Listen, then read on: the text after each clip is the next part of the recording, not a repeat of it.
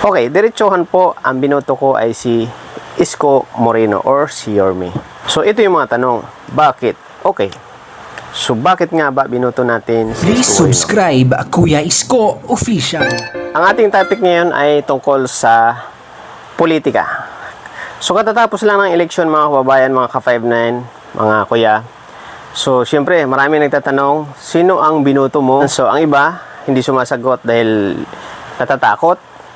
Nasabihin nila kung sino ang binoto nila. Kasi kung natalo yung binoto nila, hindi sila mabibigyan ng ayuda doon sa nanalo. So, yan ang real talk. Yan yung hindi pa naaalis sa mga Pilipino. Yan ang dapat alisin.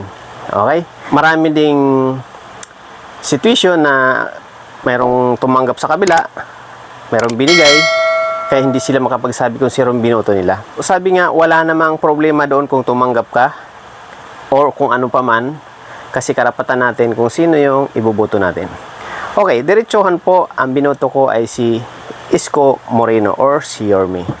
So maraming katanungan, kasi nga yung iba ay siyempre hindi sang-ayon kumbaga kay Isko Moreno, pero nakikita naman natin landslide ang laban, kaya mas marami talaga ang naniniwala. Pero ito ang aking opinion, kaya magbibigay ako ng opinion dahil meron tayong mga gagawin dito sa lungsod ng Maynila. Okay, ang pagboto kasi mga kaibigan, mga kababayan ay hindi dapat dahil meron ka lang natanggap, iboboto mo na siya, or dahil kamag-anak mo siya, kaya mo siya iboto, or anumang relasyon na meron kayo, kaya mo siya iboto. So, ang isang halal na pamumuno po sa bayan ay hindi isang katawan ang dala-dala, kundi pangkalahatan. Siyempre, titingnan natin kung anong maitutulong sa buong bayan. So, yun titingnan natin. Bagkos, ako napagsabihan nga rin na dapat, siyempre, unahin natin yung sarili natin bago iba. Tama naman. Kaya lang, siyempre, titingnan natin yung situation. Matulungan niya ako, dapat makatulong din sa ibang tao. Hindi yung nakapokus lang sa isang tao. Okay? So, sana naintindihan yung ibig kong sabihin. Ang binoto natin ay si Yorme or si Isko Moreno. Congratulations po. At actually, mula simula pa lang ay talaga binoboto natin si Isko Moreno at hanggang nung tumakbo siya ng presidente. So, ito yung mga tanong. Bakit? Okay. So, bakit nga ba binoto natin si Isko Moreno? Kung isa-isa natin yan, napakahaba ng kwento. Pero, kukuhain ko lang dito yung mga dahilan ko kung bakit nga ba siya ang binoto ko. Okay, samantalang dito sa lugar namin, talagang lakuna dito. So, nailan lang kami dito na Isko Moreno. So, silent voters pa yon dahil di ka nga pwede mag-ingay dahil mga paligid mo is lakuna. So, ganun pa man, ito, nilalahad ko na. So, kaya natin binoto si Isko Moreno kahit na may mga issue dyan. Okay. Simulan natin nung siya ay naging mayor nung una. Okay? So, nung naging mayor kasi, siya dito sa buong Maynila ay sobrang laking pagbabago dito sa lungsod ng Maynila. Kung isa-isahin natin yan, yung parting Tondo area, Divisoria area,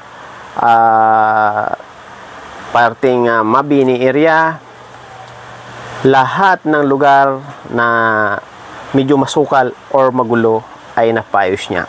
Bagkos maraming nasagasaan, hindi maiwasan talaga na pag ikaw kasi gumagawa ng tama, maraming masasagasaan. So katulad na nga lang dito sa Mabini na maraming club dyan or maraming bar na nag-open sa gabi, ipinasarado niya yon.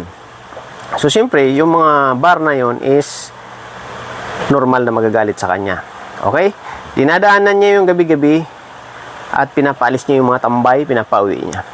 So, ang kagandahan kay Isko Moreno kasi hindi siya yung tipong huli ng huli tapos dadalhin sa barangay or dadalhin sa pulis din ngayon ipapatubo sa magulang. Sa ibang lungsod, ganun.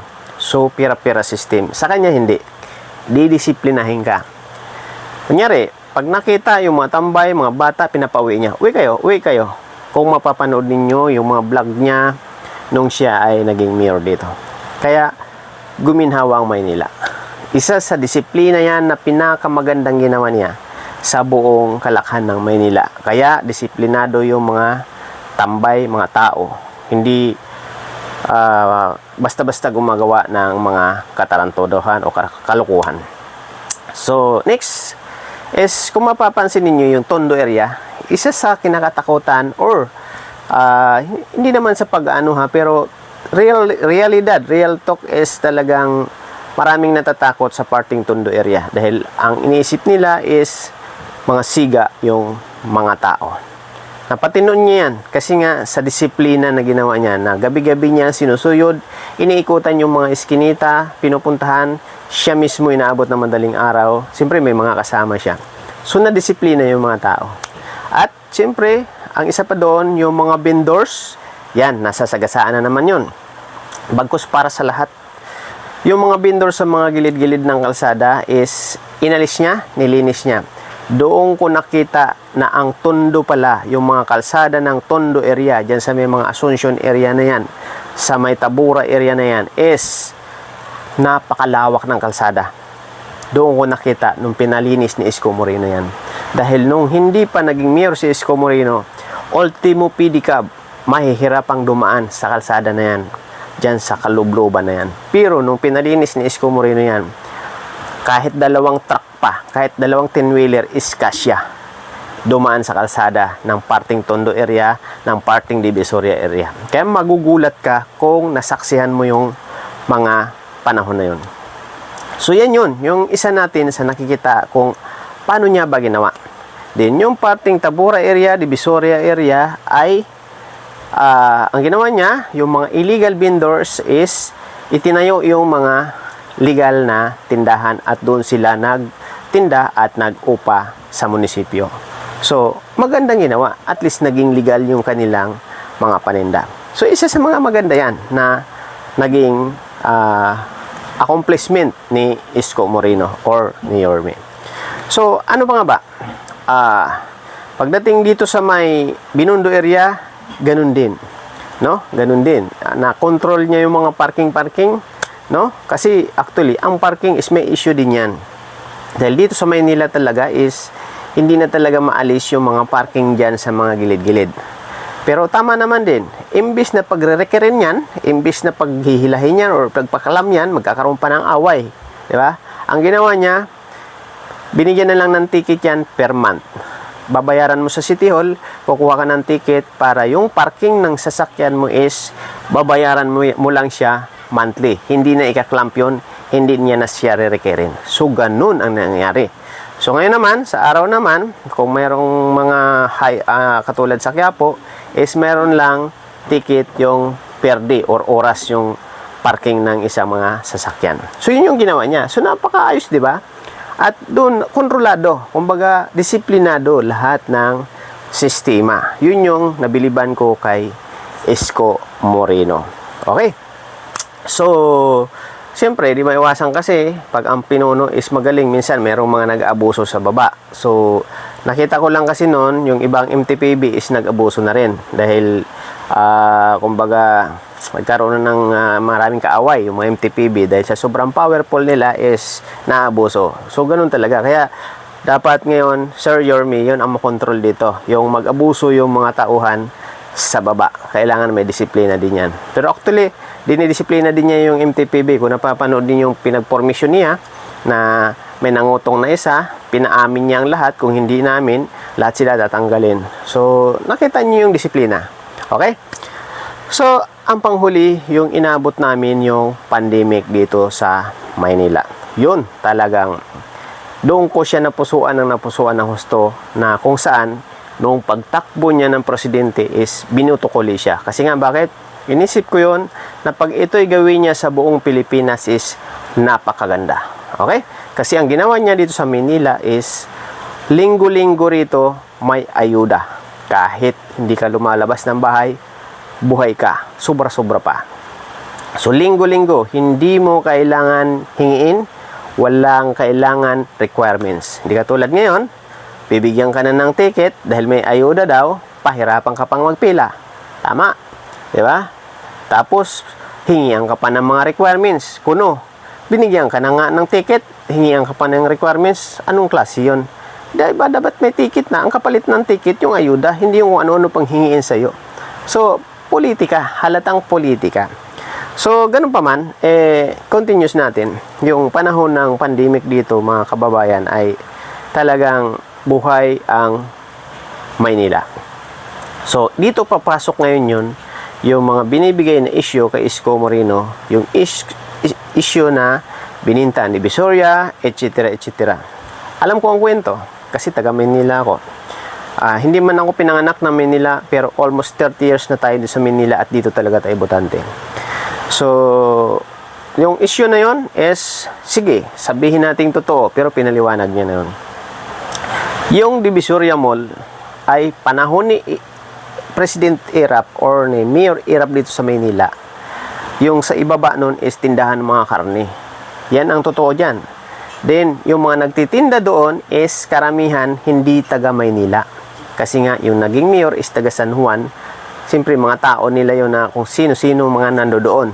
So, siyempre, maliit ang upa nun dahil mga kilala. At, siyempre, dahil mautak nga yung Yorme or si Isko Moreno, kaysa iilan lang ang makinabang doon sa nasabing Divisoria Mall na yon, di ba? Kaysa iilan lang makinabang, normal, na kailangan na lang, ibinta na lang natin to at ipakain sa tao. Yon, isa yan sa nagamit noong panahon ng pandemic. So ngayon, siyempre, yung mall na yon, di ba? Yung Divisoria Mall na yan, maraming nagtitinda dyan. So ano mangyayari? Magbabayad ngayon sila ng tax sa City Hall. Mas kikita ang munisipyo kaysa nung una na kung saan yung mga nagtitinda doon is kamag-anak or kakilala or kaibigan ng mga naunang henerasyon. So may politika din siya. Kaya niya ibininta yon. Okay? So tama naman. Walang problema doon kasi normal na pag ang mamamayan mo or ang iyong mga anak ay nagugutom, gagawan mo ng paraan para mapakain sila. Tama naman. Ako, agree na agree ako doon. So yun yung mga kababayan, no? Isa sa mga dahilan kung bakit ko binoto si Isko Moreno. Kayo, sinong binoto nyo? So, sa ngayon, itong video na to is start ito. Magkakaroon tayo ng mga susunod-sunod na video. Ibablog ko ang buong Maynila. Ipapakita ko sa inyo yung before and after. So, ibig sabihin, bago umupo si Isko Moreno, isa-isahin natin tong lugar dito. Ngayon, pwede kayong mag-request sa akin kung anong lugar ang gusto nyo puntahan ko at ipakita natin para makita ninyo kung anong itsura bago umupo si Isko Moreno. Abangan niyo yan sa aking channel, Kuya Isko Official, at sa isang channel ko, Guwapong Bihero TV, at sa aking Facebook account, Charles Francisco.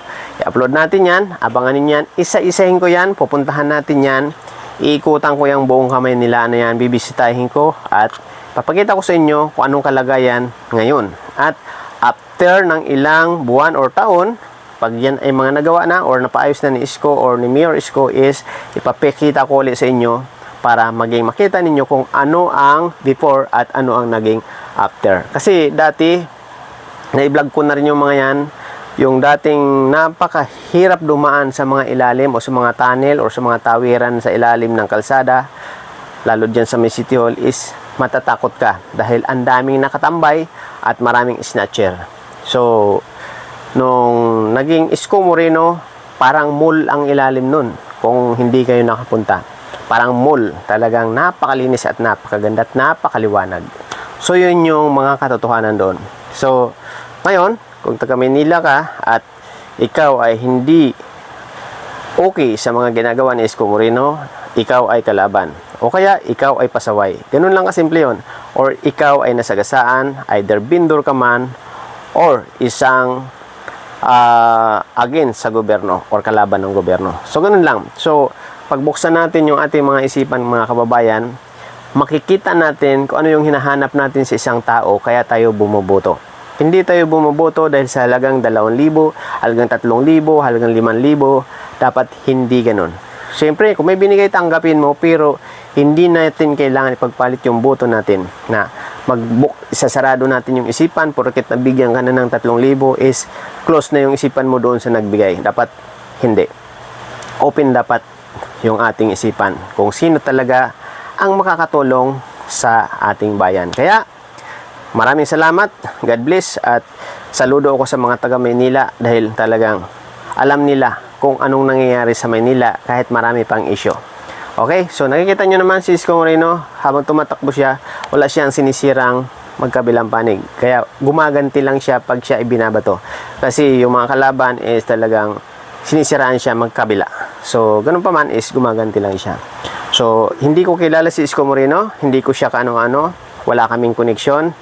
Ako ay isang ordinaryong mamamayan lamang at ako ay nasaksihan ko lamang ang kanyang mga ginagawa na kabutihan dito sa lugar ng Maynila. Kayo, ano masasabi nyo? Comment sa comment section at sasagutin ko sa sunod video. Abangan po yan ang ating mga gagawin dito sa buong Kamaynilaan dahil iikot po tayo at papakita ko sa inyo yung situation. So, Kuya Isko Official po, like and share ng mga video ang upload natin at huwag kalimutan mag-subscribe at syempre, ikalimbang nyo na yung bell para mag-appear sa inyo bawat upload video natin. So, thank you very much at mabuhay ang lahat. Bye-bye. 1, 2, 3, come on!